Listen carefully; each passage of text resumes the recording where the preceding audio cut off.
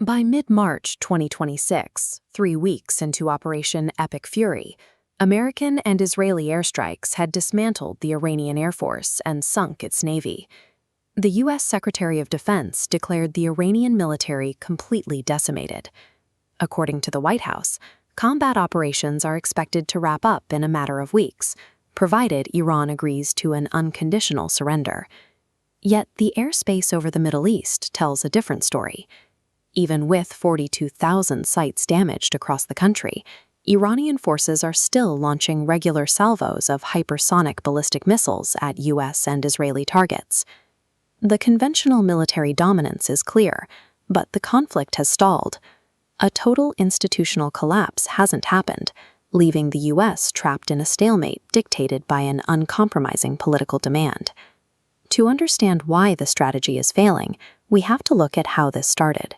In late February 2026, international nuclear negotiations completely collapsed, and the U.S. and Israel shifted immediately to a kinetic military option. This map shows a synchronized wave of surprise airstrikes that swept across Iran on February 28th. The initial bombardment targeted major nuclear and missile production facilities and successfully eliminated Iran's supreme leader, Ali Khamenei.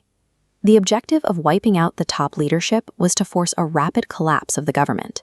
Instead, removing the centralized command structure activated a decentralized Hydra-like network of regional militias.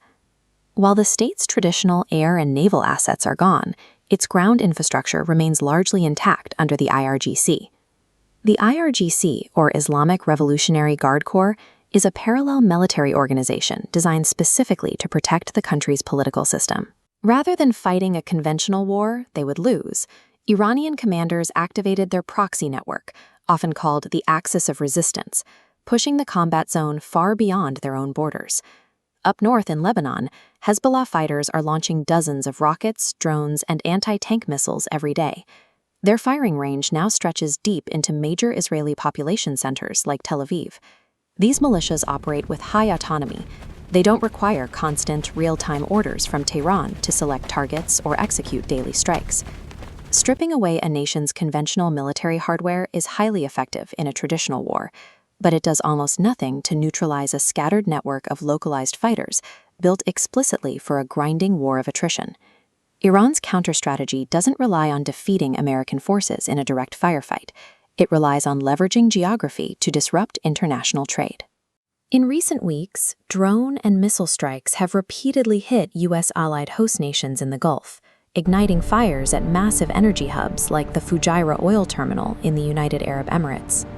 Simultaneously, Houthi forces in Yemen are threatening to fully enter the war, openly preparing to blockade and assault commercial shipping lanes moving through the Red Sea.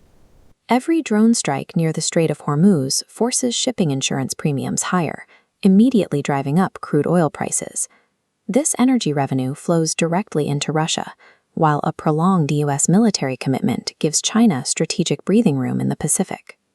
By turning the region's energy infrastructure into a target, Iran has effectively weaponized the entire global supply chain, essentially holding international markets hostage to force a U.S. withdrawal.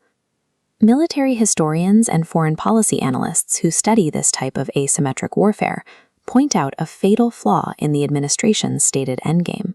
This infographic highlights a strict historical reality. An air power campaign alone has never successfully forced a sovereign state into unconditional surrender. Without an occupying ground force, targeted regimes simply do not capitulate. The Iranian government is specifically organized to withstand this exact scenario. Leadership disperses underground, and foreign bombardment is routinely used as a domestic rallying cry to harden nationalist support. Demanding absolute capitulation from a decentralized, well-entrenched adversary ignores the historical record. Instead of a clean victory, maximalist demands typically guarantee an endless military quagmire. The White House has made total disarmament and regime change a prerequisite for peace. In response, Iranian officials like Foreign Minister Abbas Araghchi have explicitly stated they will not entertain ceasefire requests or negotiate while under attack.